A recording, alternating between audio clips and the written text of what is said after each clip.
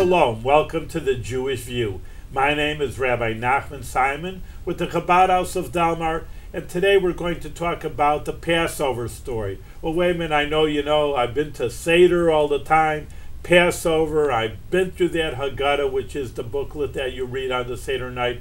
I don't have to hear the Haggadah once again. I've been hearing it since I was a kid. I heard it 100 times already. I learned it in Hebrew school. I know about the Passover story.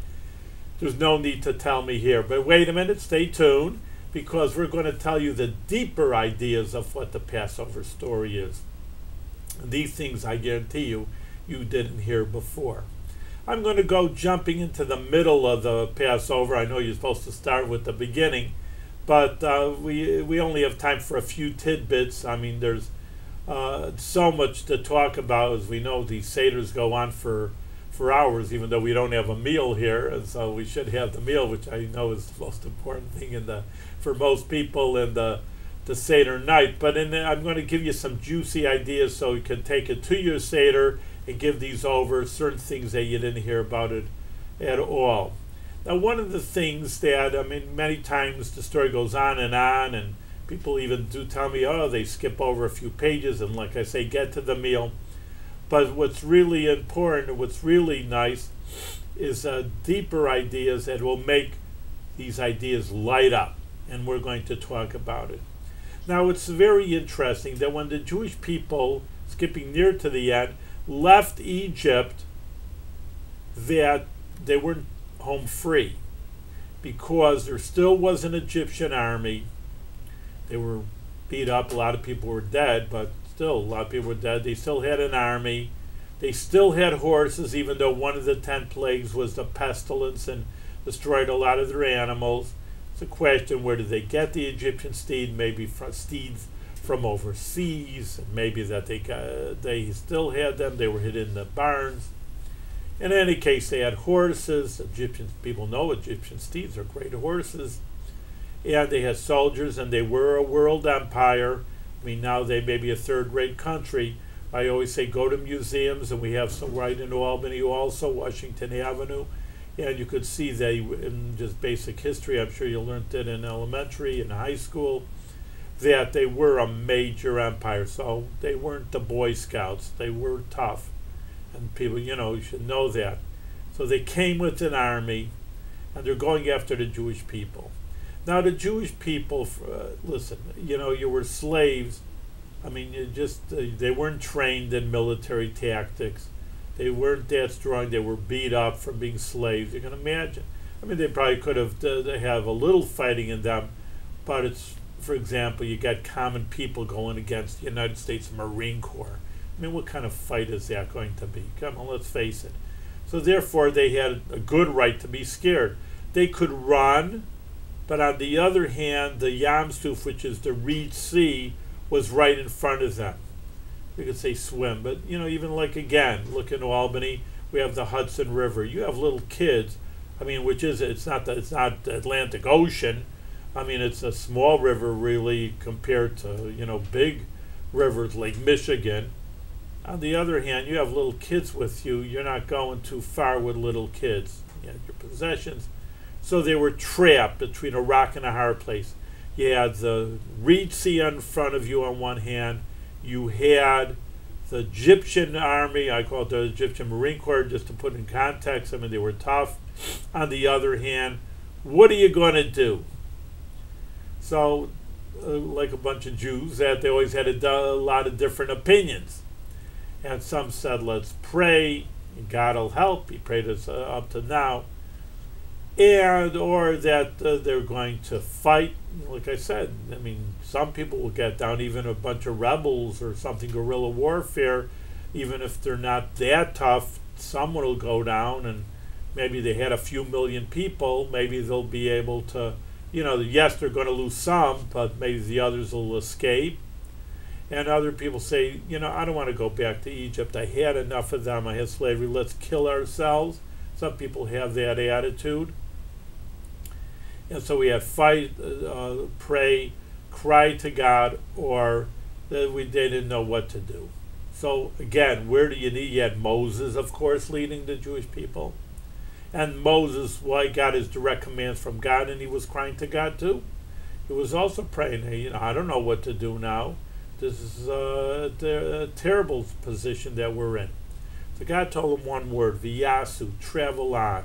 It's a beautiful, beautiful idea. Just keep moving over here. And that's something that, well, keep moving. What's going to happen? Well, we know the story already, giving it away, but I'm sure you know the story. The Reed Sea split, miraculously, obviously, but it did split and they did travel on. But again, that's a beautiful lesson for us nowadays also. That, people have their troubles, obviously. The United States Army's not coming to get them. Maybe in some places, God forbid, if you're in Afghanistan in the Army, I don't know where, in certain places in the world, but for the most part, no one's coming to get you. But people do feel entrapped. Maybe it's not like an army and no one's trying to kill them, but whatever their problems are, they're depressed. And what's the solution? So you could say, fight the idea, fight your enemies. Oh, the country's no good, we got to protest. Or that we have to just sit there in the temple and pray our hearts out. Or we have to just, in a way of drowning in the sea, is like locking ourselves up, having nothing to do. Let's go to the Adirondacks, have nothing to do with the world. So you get all these kind of ideas that people want to see there's bad situations and how they're going to deal with them. But the proper idea then, making it relevant, is V'yasu. Just keep traveling, keep going, and just keep doing what you have to do, and you'll see the problems will disappear. It's a very interesting idea, but that's the way to approach it. So that's a relevant idea. I can take the splitting of the Red Sea to our everyday life. In any case, keeping on going, because we have to go into an even deeper idea now, not just a psychological idea what the splitting of the Red Sea is just that it says how many miracles happened in the Red Sea. So you can say simply story like we said. The sea split, Jewish people went through to the dry land, the Egyptian army was coming right after them, and right when the Jewish people got out, it's like a thriller movie, and they got, I mean, it's a true story, but they got out, and then while the Egyptian army was still in the seabed of the Reed Sea, the waters come crashing down on them, they drown. Now the Jewish people are totally free. Happened about a week after the Egyptian army was, after they left Egypt. Now the issue is, it says that there wasn't just that miracle. That's the basic storyline. But if you go deeper into it, there were many miracles at the Red Sea. And it's interesting to note that this is where the Haggadah does talk about it. People say, well, there's two different opinions. So every single Makkah, there was 10 plagues in Egypt. They turned into 4. One opinion says by the Red Sea. One says there was 5. Who cares? There's 4 to 5. They're hit with the left, hit with the right. Who cares? Bottom line is they drown. And that's why I say people really don't care about these good few paragraphs. There's proof for it. It's the hand. You can say hit him with a hand. A fist, you cover your thumb up, when you hit someone, so you got 4 fingers. Or you hit him with your hand. Obviously, your hand is 5 fingers on it. So that's what the argument is. Is it 4 fingers or 5 fingers? Again, doesn't sound like that's that interesting. But now I'll teach you about the deeper idea. Everything in the world is made up of 4 different components. You could say elements. I know there's over 100 elements, but there's earth. Again, you could fit this into the periodic chart also. That there's earth, all right, copper or silver, different kinds of minerals. You were talking about very, very general. Obviously, you break it up. There's the earth, like we said. There's water. There's air. And there's fire. And everything is made up of these, like, you could almost like the fire is the energy. You have to use different scientific words. But actually, I saw some science journals, and they actually use these same ideas also. Very, very general. I mean, you could just say that the earth is minerals, and water and air is, components, and fire is, almost electricity and nuclear energy. What is it? It's a different kind of fire in a certain sense. So you could say it's energy if you want to say it that way. And there's the question is just when every element in every part of the world is divided either into four parts, because we are made up of everything a little bit. See, we're not, man is made out of dirt. It says at the beginning of creation that Adam was created from the dirt of the land. So on one hand you could say that, but we really have a lot of water in us. That's also very scientific. They'll say there's water in us. There's minerals, there's water. There's air, we have air inside of us, and fire is maybe our energy, our soul. So you could say that everything, that's the human being, but really everything in the world has a makeup more or less. Obviously everything is a little different. But, you could say that also, just the most simple, we just talk about water. What's water? You would say H2O. What's H2O? A little 2 parts of hydrogen, 1 part of oxygen. So if you say H1O1, if you just make it, it's a whole different component. Well, it's the same hydrogen and oxygen. Yeah, but it's a little different, a little mixture. And you know that of even cooking in a kitchen, a little more sugar, a little less sugar. Usually you have the same ingredients, but a little more of this, a little less of this, and you got a whole different recipe. So it's the same thing really with the world on a very scientific level. You have just a different makeup of different parts. Human beings are like that also. Yes, we're a little different. On the other hand, we're made up of all the same thing. Everybody has the same parts to them. A little this, a little different here, a little different there. You got a whole different human being. But basically, we're all the same.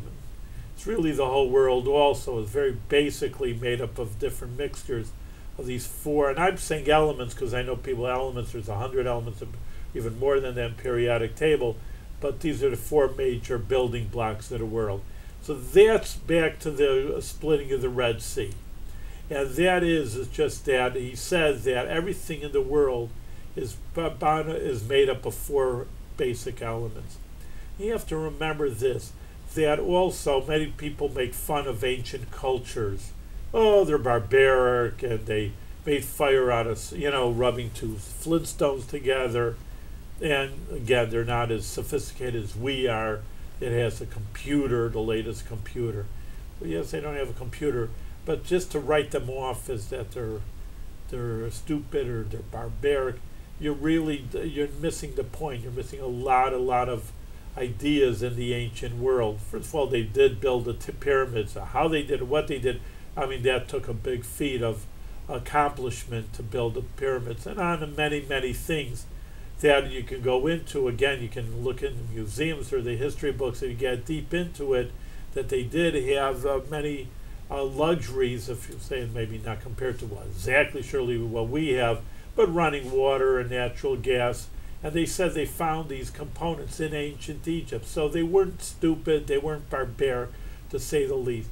And a little bit, I want to say, they say that there were magicians. That's the proper translation. If you would look in read the Bible at the beginning of the book of Shmos, the book of Exodus, you would see that they call it the magicians. I would like to say, as my idea, is just that they really, in a certain sense, were scientists. Because, just very briefly, if you would go back 150 years, and you simply say, oh, you're from the 21st century, very interesting. Could you tell us just what life is? Don't tell us anything deep, just tell you how we have an automobile, and, again, that's what I'm saying, you can think for yourself. A car that goes by itself, they're one horses, and you just get into a car. Again, we had computers, you have the whole encyclopedia, and on and on, probably 1,000 times as much as what I'm saying, encyclopedia, in the palm of your hand, not like a whole set of books, you just carry it around in your pocket. Again, you can make up your own story. It doesn't take too much just to look around and just think of what you would say that to someone 150 years ago. Yeah, I can pick up the phone and talk to China, and it costs a few cents. Talk to China? Or you could travel. Again, like I say, it just doesn't take just too much thinking about it. So what would you say maybe? What would they say? Oh, it's a magic land. You could just pick up and talk to China. You could fly in a few hours and be in Florida. You say, wow, that's a magic world that you're living in. So that's what I want to say. In a way, scientists, with the way they manipulate, and not in a bad way, obviously in a good way, where there's science, the world, that they actually make magic. I mean, you don't call them magicians. It's not nice. It's not right. I mean, scientists, they go to college. They're not doing abracadabra or something like that. Obviously, there's method. You can see it in college or read a book, how they do things if you want to learn about it. But on the other hand, like I say, take a step back and say, well, you guys, what you're doing, you're making magic. You're going to the moon. It's incredible. I mean, like I say, so many things that we have, and just we don't even think about it anymore.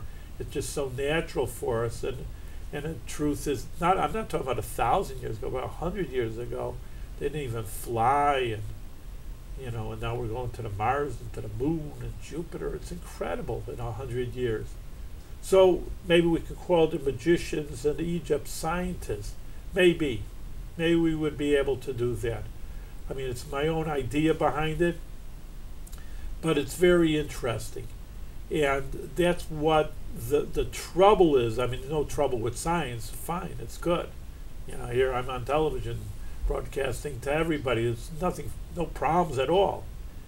The problem does come up is that when a person thinks that they're like a scientist says, I could do anything. I'm able to do anything. Ultimately, with all the science, there's so much a true scientists would understand there's so many things out there, vast amount of knowledge, incredible amount that they don't understand, that they can't figure out, even in the world, let alone, the weather. They know 2-3 days ahead of time. They're fairly inaccurate. They know what's going to happen in the planet. A lot of things that they don't understand. But again, unfortunately, scientists think, we do know so much, and we just said how much they do know, and it is incredible how their knowledge. But they start thinking, I know everything. I could figure it all out. And that's really what was the issue with Egypt also, that they thought Egyptian culture, yes, they really were, advanced. They were really advanced for those days. I mean, people also today can't even figure out how they built the pyramids. So even scientists today and architects today can't even figure out how they did it. So they truly were an advanced culture. But the trouble is, they thought they're in charge. They're the ones who determine who's going to be powerful. Oh, there's Jewish people, there's God. We're going to enslave them. We're in charge around here. We're on top of the world, and we're going to stay there. And that's really what the issue was with the Egyptian people. And that's what really, what God wanted to show them there, what the issue was. And again, you could say, and some of it's true. It's true on a true level. You oppress people. We say ultimately, good people, bad things happen to good people. People are enslaved. The Jewish people were enslaved. Bad things happen to good people. It's true. But ultimately, that's what Passover story is telling you. They will get their due. And they thought they could be in charge and we could do whatever they want. And then that's really what the plagues were all about. Wasn't hit them with the right, hit them with the left. We'll show who's the boss is. I'll beat them up for being so cruel and enslaving people. I mean, it is true on one hand. They deserve punishment. You don't enslave and you don't torture a whole nation of people. It is true about that. And it wasn't right. On the other hand, that God wanted to show them that there's not, and philosophically, there's a God in the world. You're not in charge of everything. There's somebody, and that is God, that's in charge of the world. And he's going to show them, and he did show them, and that's really one of the major ideas of Passover. So I'm saying this, they don't teach you this, and that's why you're here watching on the Jewish View. Because this is what God wants to say. You have the 4 elements that make up the world, and you can manipulate them, like I say, like a scientist. You can manipulate them all you want. But there's 5. What's the 5th? You just told me there's 4 components to the world. The earth, air, water, and fire. Where's the 5th? It says the 5th is a God, and he's putting it all together. And he's the one who's just making all these components together, and he's going to determine, yes, you can do what you want, you have free choice, and like I say, for the time being, you're a bad person, and you can hurt good people, and look, I can get away with it. But ultimately, God says, I'm in charge around here, and I'm going to determine what's right or wrong. So this is a very deep idea of what the 4 parts of the plagues were, the 4 or 5 parts of the plague. It makes it deeper and more a deeper idea of what's really going to happen.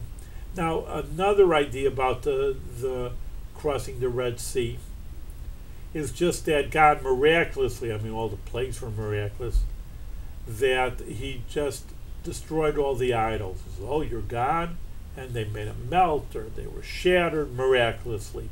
But one idol was left, and that was an idol where they were right at the Red Sea, right at the beginning, at the beginning as you come into the Egypt, which is where the Jewish people were exiting, but right at the entrance. And the Egyptians really thought that they saw that there's Ra. That's interesting. It's called Ra, which in Hebrew means bad, but that's the way they called it. And that was going to determine if they said, well, our idol's right over them, and he's going to help us out. So they really thought their idols had power. And maybe they had some kind of power. There are, people pray to the sun and the sun and moon do have powers, obviously. But are they God? That's the trouble. And this idol surely isn't God. They thought it represented God. It is a God. And they thought, we got the Jewish people, because they're encamped right at the idol where, our major idol. So we're in charge. Our idol's going to protect us. It's going to be on our side, on the winning side. And you see, it survived all the other idols. It must be great. And that gave them the enthusiasm to go, because listen, after you got beat up, and Pharaoh himself said, let's beat up the Jews. We had enough of those Jews. We had 10 plagues, a lot of people are dead. We had enough of them altogether. And now we don't want to go after them. How many times do you have to get burnt already? So then the Pharaoh had a storage house. He said, I'll give you all the gold and silver. And all the gold and silver that the Jewish people looted and took out of Egypt, you guys can have. Usually it says, like the American forces today, you're not even allowed. You'll be court-martialed. You go into an area and you just take, hey, there's gold or silver, there's this and that. Really totally not allowed. Modern warfare, in the olden days, they would go and loot and take that would be incentive to be a soldier, beat people up, number one, but come on, then you can loot and take all their gold and silver, go into their houses and take, all their possessions or anything that's worth anything. That was a big motivator. But nowadays you can't. But in any case, in those days you can. So it says you'll get all the gold and silver. And on top of that, there's this idol here. And there is powers in the idol, but again, God wanted to show them that with everything in the world, and we're talking about sun, and not even they're just finding out solar energy today. It's very modern, of the incredible energy that water and it contains, and the sun contains. They're making powers out of that energy, out of these things. So there are powers in the world, but again, this is really the theme that we wanted to say, the Passover theme. It wasn't just the Jewish people were enslaved and they got out and God beat up the Egyptians, and that's, people would say that's your basic story. But it's really, there is more to it than that.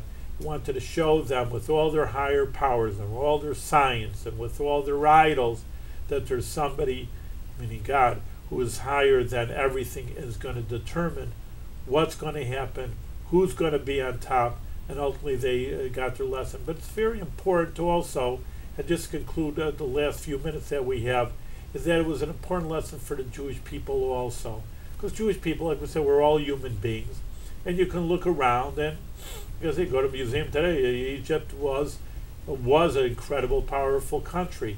So even when Moses came to the Jewish people and said, hey, you guys are getting out of here, God told me, forget it. We'll never get out of there. They gave up hope, you could say, because they were so enslaved. It's like that slave mentality, like I'll be a slave, there's nothing to do, this is what I'm going to do. Don't have that slave mentality. I mean, this is a lesson for all mankind, that, you can be superior, you don't have to be pushed down, you don't have to lose your rights. A person can rise up, and you're a human being, and you have a right to free choice to do what you want, of course, with the confine of goodness. The Torah and the mitzvahs, of course, gives you that you have to be a good person. You can't just go around killing and stealing, of course. And God forbid, is not the right thing to do. But you could find yourself as an individual and look for yourself as a deeper level. And you have free choice, and you don't have to be enslaved. And a lot of times, unfortunately, people are enslaved to themselves. This is really the issue which we were talking about earlier. Because really, who's enslaving anybody? I mean, we're in a free country. And, you could be, like the Army says, you can be whatever you want to be. But the worst problem sometimes, because if someone's oppressing you, you can get up and fight, run away, do something. But sometimes it's the worst enslavement, being enslaved in your own self. That becomes an enslavement that where a person feels by themselves that they can't get out. They can't do anything more. They can't achieve what they want to achieve. And that's really very, very terrible also. And that may be more of an enslavement in our country today. I mean, no one's oppressing anybody, and you can go to school and, open up a store. No one's stopping anybody, to make money and achieve something. But really the enslavement comes part of themselves. So that's really very much the lesson for Egypt, the exodus of Egypt, that not only that, again, maybe in ancient times there were slaves, they had a release from their slavery, but to us that's also a very important point. Don't be enslaved, or again, just helping somebody else not to be enslaved. There is a God in the world. You say, well, I can. People have problems. This happened to me. This bad thing happened to me. An unfortunate thing. A death happened. Whatever. There's all kinds of problems in the world, and I'm fully aware of that. But you say, well, I can't get up. I'm so, fallen down that I can't get up. And that is the lesson really for Passover. Don't be enslaved by other people. Don't be enslaved by yourself, no matter who they are, whatever situation. I know people do have problems. Again, I'm not poo-pooing it. I know people do have issues, but there is a God in the world. That's what Passover is saying. It says, I know the world, I know the situation has locked you in, but I'm above everything, and I can take you above everything and make you something very, very special. Again, it's up to a person. No one's going to force anybody, but that's where you're given the enthusiasm, the motivation to do what's right.